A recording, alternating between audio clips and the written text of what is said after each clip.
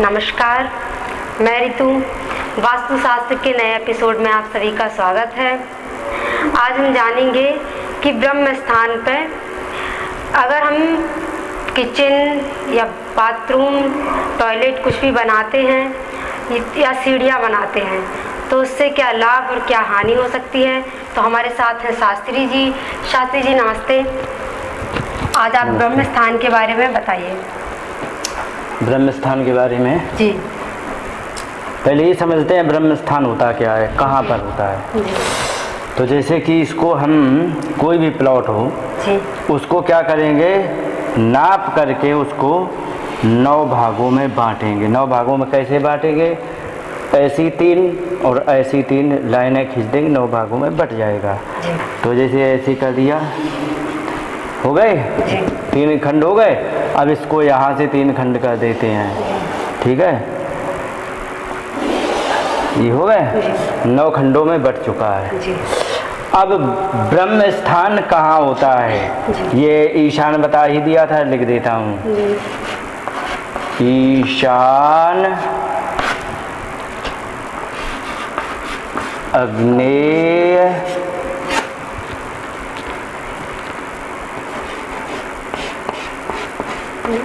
नैऋत्य, वायव्य, ठीक है। और ये उत्तर है, पश्चिम,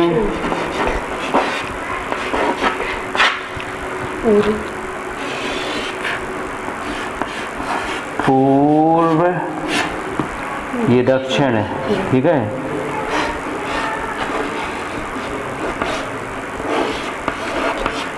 ठीक है, ये हो गया। अब ये तो तुम्हारी ये हो गया, ये दक्षिण हो गया, ये नैऋत्य ये हो गया, ये ठीक है, ये सब हो गए। तो अब इसमें ब्रह्म स्थान ये होता है, जी, बीचों बीच, बीचों बीच, ये मध्य भाग होता है ब्रह्म स्थान, जी, ठीक है। तो ये जो ब्रह्म स्थान मध्य में है, ये इतना है पूरा, जी, ब्रह्म स्थान। अब मैं इसके बारे में बताना चाहूँगा कि ये जो ब्रह्म स्थान है इसका भवन में महत्व क्या है, यहाँ कौन सा तत्व है, इन सभी विषयों को आज मैं बताऊँगा। तो ब्रह्म स्थान जो होता है, एक तो वास्तु के पीठ होता है, ठीक है। वास्तु की, क्योंकि सर इधर होता है, पैर इधर होता है, तो यहाँ पीठ आ जाती है, ठीक है। दूसरी बात, 5 तत्व बताए थे, पृथ्वी, अग्नि और जल, वायु और एक रह गया आकाश। तो यहाँ पर आकाश तत्व होता है, ठीक है। ये आकाश तत्व का क्षेत्र है। तो ये जो ब्रह्म स्थान होता है, ये बहुत महत्वपूर्ण घर का अंग होता है। ये बिगड़ जाने से व्यक्ति बर्बाद हो जाएगा, ठीक है। और बची बात इसको बनाने की, यहाँ पर हमें कुछ भी नहीं बनाना है, कुछ भी नहीं बनाना है। ये स्थान बिल्कुल रिक्त ही होना चाहिए। और ये ब्रह्म स्थान जो है, इसमें केवल एक चीज़ बना सकते हैं, वो है पूजा घर, जी, ठीक है। केवल पूजा घर बनाया जा सकता है। उसमें भी उसकी पूजा घर की कंडीशन कुछ अलग है। पूजा घर की कंडीशन में इसमें एक तो ये है कि ये पूर्व मुखी भी बनाई जा सकती हो, पश्चिम मुखी भी बनाई जा सकती, उत्तर मुखी दक्षिण मुखी पूजा घर नहीं होता है, जी, ठीक है। तो ये शंकर जी का मंदिर बनाना है तो यहाँ पर गौरा जी बनाई जाएंगी। हम इसे नया बना करके बताएंगे, जी। तो ठीक है। तो ये हो गया। तो इसमें क्या है कि अगर जो मंदिर बनाएंगे तो किस तरीके से बनाएंगे, इसके बारे में समझेंगे। तो मंदिर यहाँ बनाया जा सकता है। यहाँ पर आप पूजा करने के लिए आप यहाँ पर गौरा जी, फिर शंकर जी, फिर आपके हो जाएंगे नंदीश्वर, और फिर इसके बाद आपके यहाँ पर कछुआ, फिर नंदीश्वर। इस प्रकार से ये एक स्ट्रेट लाइन में चलेंगे। तब यहाँ पर बैठेंगे आप, तब आप पूजा करेंगे, ठीक है।